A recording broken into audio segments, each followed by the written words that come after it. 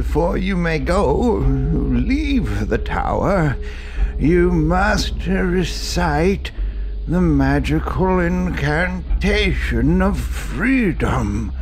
You must speak the words of the eagle, my boy. Now, let's take another go. Let's try again, shall we? Go on, go ahead. Give it all you've got. Glodak, Farnham, Endus, Catalo, Mardak, Endus, Catoli? You blundered it again, my boy. No, there's no Catoli. That's not even a word in any tongue that I know of. You've got to remember. Remember the words. See through them. The key is not to memorize each individual thing, but to understand the language with which magic flows through you. Now, try again. Let's focus. Conceptual comprehension, my boy. No, not simple memorization, and then you will recall. Now, let's have a go at it. Come on now, come on. For now, no.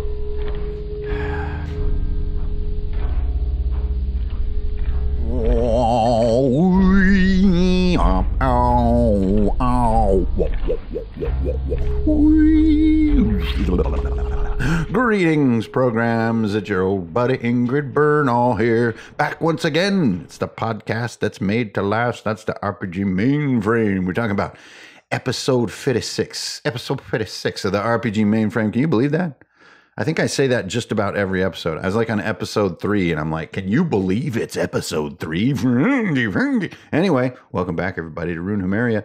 This is the Upper North, the great distant steppes of tundra from which the RPG Mainframe sends its cryptic signal to the world. Hey, nice to have you guys back for this episode. This one, we're going to get practical. So lately I've been thinking a lot about value, the value that's going into what I put out into the world, especially for my number one peoples, my shield wall, and that is none other than you, my patrons over here. You guys taking care of me, making my insane future possible. We're going to be hearing more about that in the coming months. But yeah, I'm thinking about practicality, usability, value, right? And so I've been thinking, like, what can I bring that is another like tool to use, another thing to do? Not necessarily musings and thoughts and opinions, which sometimes can make for a good podcast, right? But actual usable technique. This has really been on my mind lately. A huge amount of the volume of sort of what I have done in the past and how it has informed my design decisions and flippity flap. We've worked our way through a lot of that stuff. So not only is change in the air because it's the end of the year, also just thinking about value here at episode 56. And for this one, this came right out of the annals of my own work, my own preparation for the Altered State game that I'm running right now for of 7 different groups of immortals out there. So the first session is in the can. That was Friday night, Friday, December 6th, I believe it was. That was last Friday.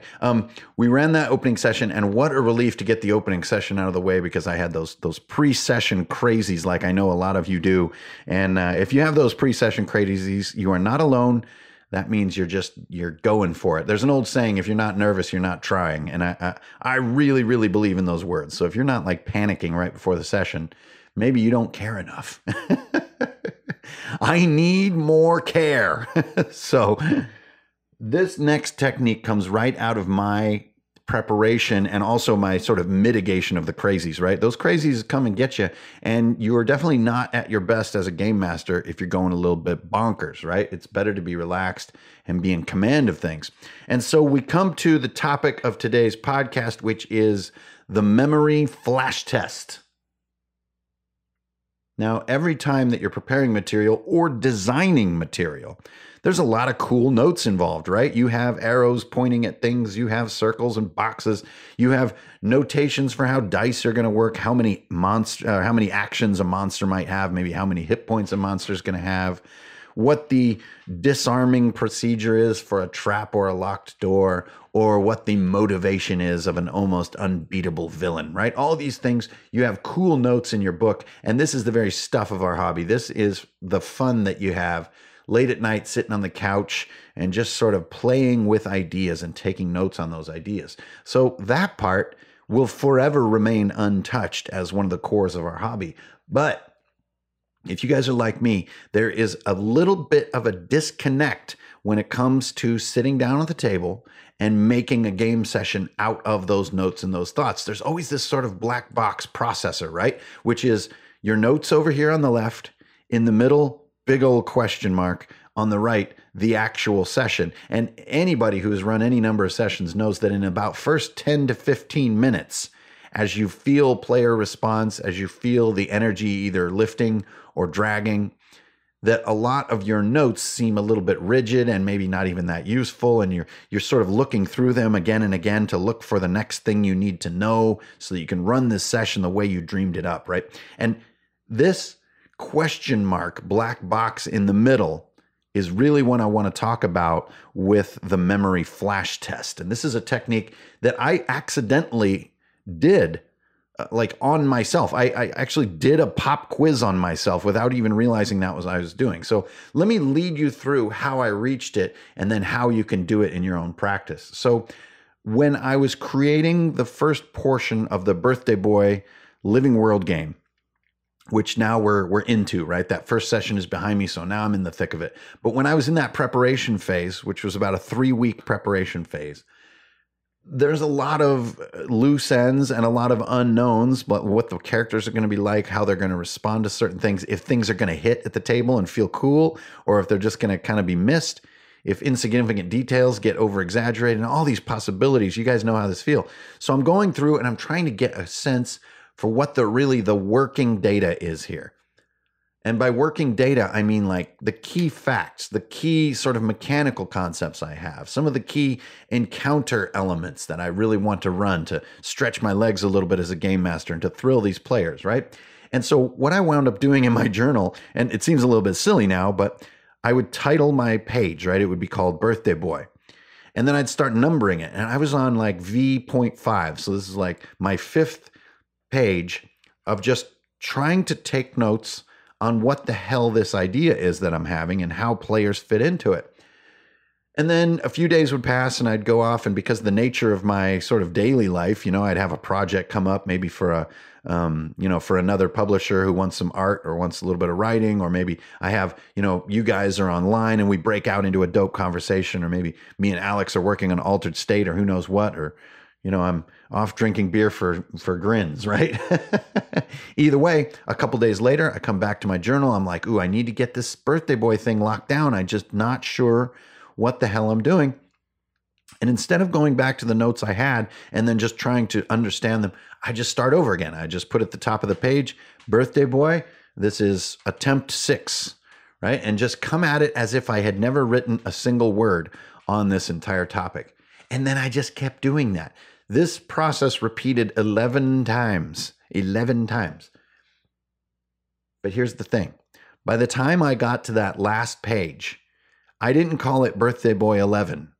I realized I think I have a conceptual command of this material. So I put my title up top, Birthday Boy, and then I have a cool subtitle, which now I'm not going to reveal because it kind of changes from session to session, and I'm keeping all this very under wraps.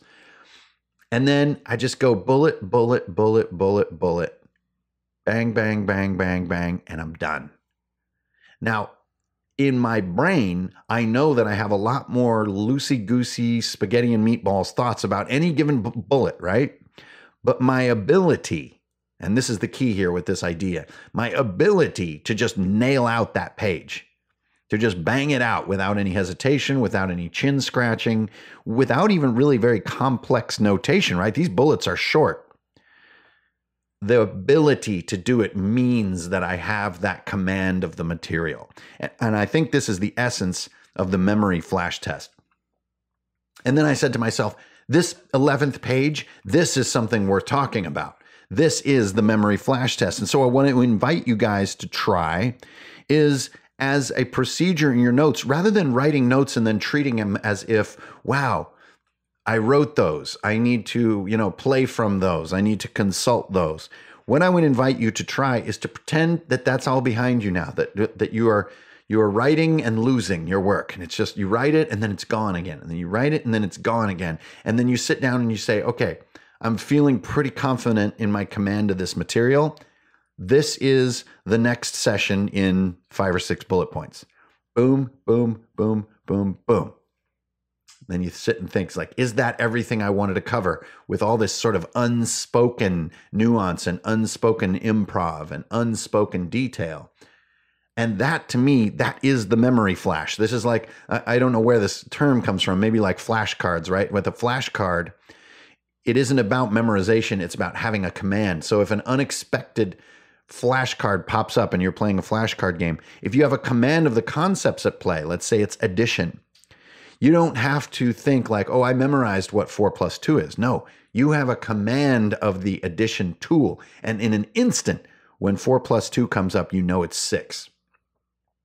This is the same type of thinking I want you to apply to your session prep. Rather than, I have a brilliant set of notes here. I have a couple really neat monster mechanical ideas, right? Like this monster can take 3 actions and his 3rd action is always a recovery. Something simple like that. Or this monster is different because he's almost undefeatable.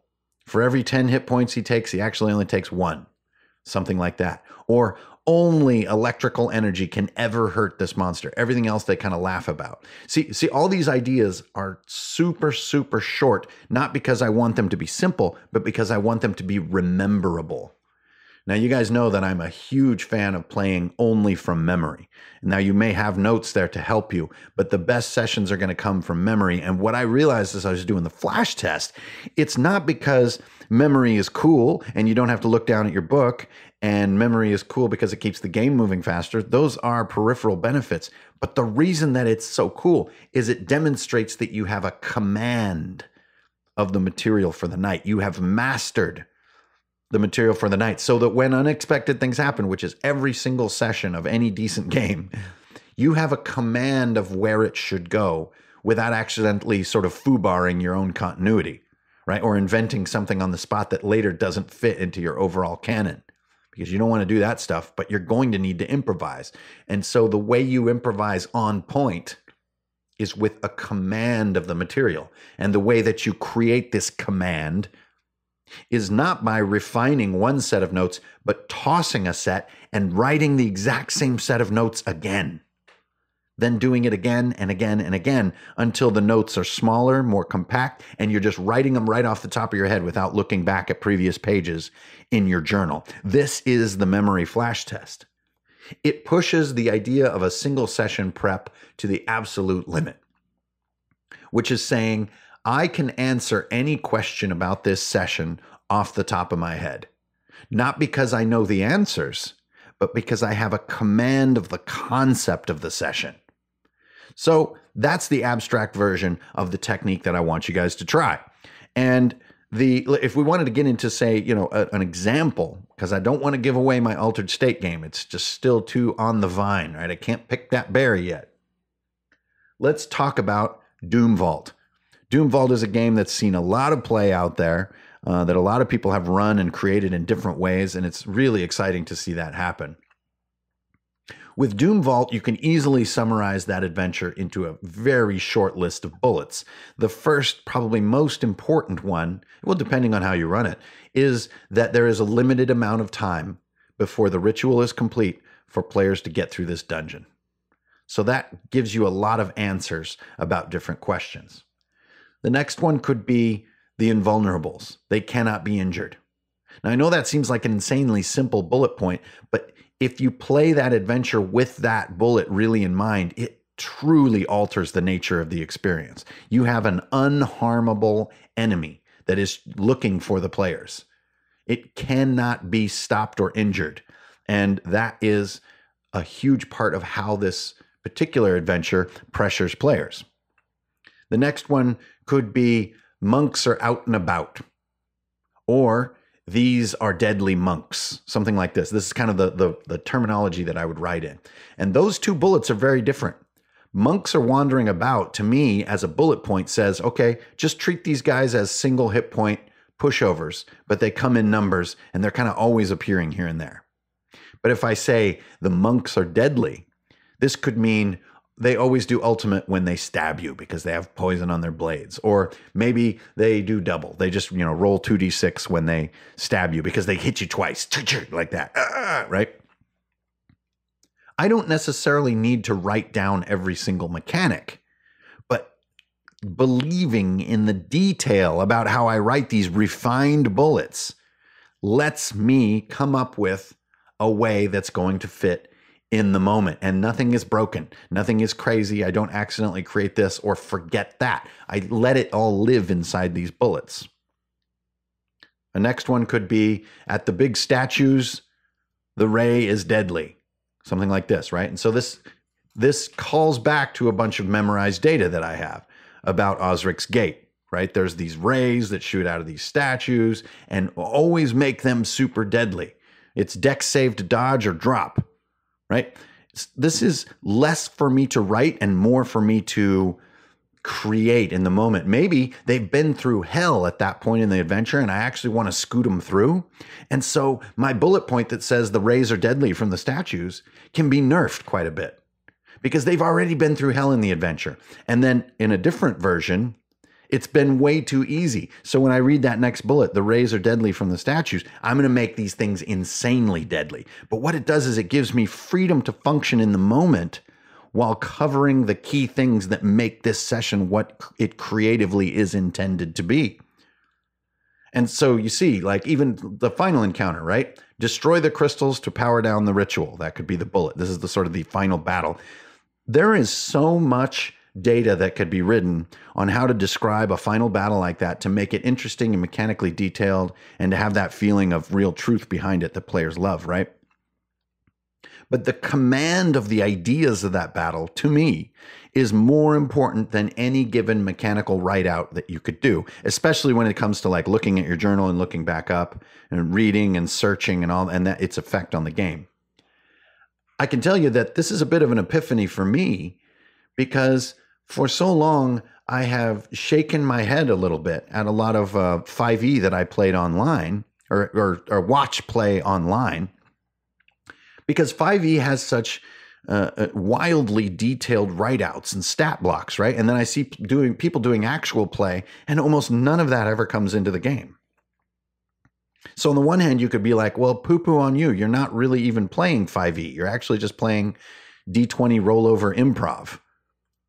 But I think what I'm seeing, if I let go of my critique of 5e, is this very thing being done, is that you're trying to capture the conceptual command of a scene, not its mechanical detail. And I think, if anything, this is just another argument for why in-depth mechanical write-downs in systems are of limited utility. They make your eyes cross, they kind of wear you out, and then you wind up not even truly using them as written come game time. And if you do use them as written, the time required to look up and down at it starts to eat you up. I could levy this critique at my own monster designs in the ICRPG core. How many of us playing ICRPG are really have a monster entry open and are reading it as we're playing? I would argue very few. And in my mind, what that means is that even my monsters are a bit overwritten. And in that overwriting, you can lose sight of the conceptual command. Because you're like, okay, this goblin's just a goblin, because you have like this sort of conceptual fatigue, and you miss the one concept that really matters. A great example here is I would imagine the goblins from 5e. In my mind, I only remember one thing that matters, which is that they hide as a free action. They can have any number of hit points. They can have any weapon, any armor, magical abilities, anything. But what matters to make them a goblin is that they hide a lot, and they hide instantly. That's a conceptual command of what makes the goblin unique, not a clinging to some specific stat or mechanical design. And what this gives me is not just my improv capability at the table, it also gives me a far more compact way to keep notes. So let's say I'm playing 5e and I'm getting ready to spring some goblins. My bullet is goblins always hide. That's it. All I need is a little mnemonic device to remind myself, ooh, yeah, they have that free hide mechanic. And other than that, yeah, they all have 5 hit points and they all do 1d4 with their little, wooden daggers. Right? I get to improv the rest. You could even make a bullet point say super fast, which could mean 2 or 3 actions. Or you could just write down, has 2 actions, always hides. That would be a very advanced goblin. That means it could attack you twice, then instantly hide for free, right? And this can be kept in such a compressed form if you have written your notes more than once, if you have done what I call the flash test, the memory flash, which is like, can you just sit down, grab a pen, and write out all the key details that make a session what it is, that reveal its bones and its DNA, just without even thinking. Got it. Oh man, I'm ready to play this. And here's what happens. Here's what happened to me. I finally reached that point. I finally had conceptual command of the first session of the Altered State game. We get in there, and right away, some questions are being answered that are asked that I did not anticipate. But I felt like I could wing the answers. Then the way the opening gameplay is kind of sort of unfolding is not what I expected, or honestly, really totally prepared for. But I knew that I had a sense of how the surprises would be revealed, about what each little portion sort of had to offer. And had to offer, I think, is a useful way of looking at it too. Like, what does this scene have to offer? That's a great phrase because it asks, like, what is the conceptual signature here? And that conceptual signature is what finds its way all the way down to your bullet point. Goblins are hiding everywhere. Right? That's a great bullet point for me as a GM. And then in the moment, I could say, all right, they're going to spawn 1d6 every timer. They're going to be hiding back and forth. There's also 2 of them that have crossbows.